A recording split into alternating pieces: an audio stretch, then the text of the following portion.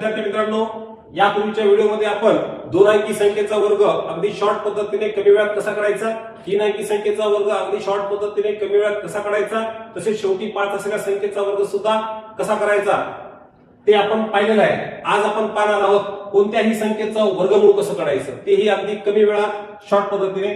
तर बोर्डवर तुम्हाला संख्या दिसत असेल 24336 या संख्येचं वर्गमूळ आपल्याला शोधायचं आहे। या संख्येचा वर्गमूळ जर शोधायचा असेल तर शेवटच्या दोन अंकांना अंडरलाईन करा। त्या अंडरलाईनच्या जागी 2 शून्य असे घेऊन टाका। 2 शून्य घेतल्यानंतर आता उरलेली जी संख्या तुम्हाला दिसते अंडरलाईन केल्यानंतर हे 2 अंक सोडल्यानंतर उरलेली जी संख्या आहे ती आहे 243। तर 243 या संख्येच्या मागची एखादी वर्गसंख्या शोधा, लगेच मागे लागून असलेली ती संख्या आहे 225। तर 225 चं वर्गमूळ घ्या, म्हणजे 225 ही संख्या कुणाचा वर्ग आहे, तर ती आहे 15 चा वर्ग। ते 15 इथं लिहा। जर तुम्ही इथं 15 लिहित असाल तर पुढची संख्या इथं 16 लिहा।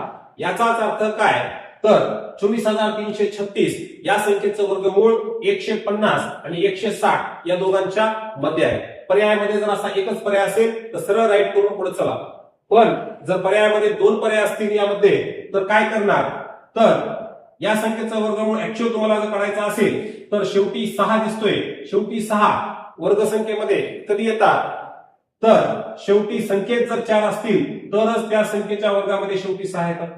संख्येमध्ये जर शेवटी 6 असतील तरच त्या संख्येच्या वर्गामध्ये शेवटी 6 येतात। म्हणजे याचा अर्थ काय, आपल्या संख्येमध्ये शेवटी 6 आहेत, म्हणजे या संख्येच्या वर्गमुळामध्ये शेवटी 4 असतील किंवा मग शेवटी 6 असतील। मग शेवटी 4 असलेली 150 ते 60 च्या मध्ये एकच संख्या आहे, ती आहे 154। आणि शेवटी 6 असलेली 150 ते 160 च्या मध्ये एकच संख्या आहे, ती आहे 156। याचा अर्थ काय, तर आपल्याला दिलेल्या संख्येचा 24336 या संख्येचं वर्गमूळ एकतर 154 असेल किंवा 156 असेल।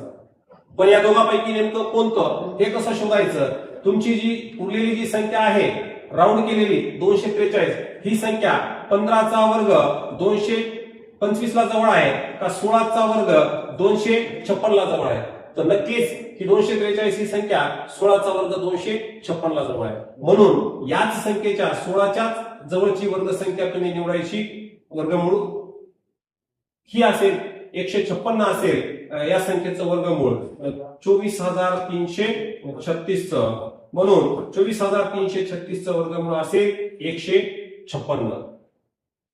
तर अशाच नवनवीन व्हिडिओसाठी व्हिडिओला लाईक करा आणि शेअर करायला विसरू नका, तसेच चॅनलला सबस्क्राईब करायला विसरू नका। व्हिडिओ कसा वाटला हे कमेंट बॉक्स मध्ये नक्की कळवा। धन्यवाद।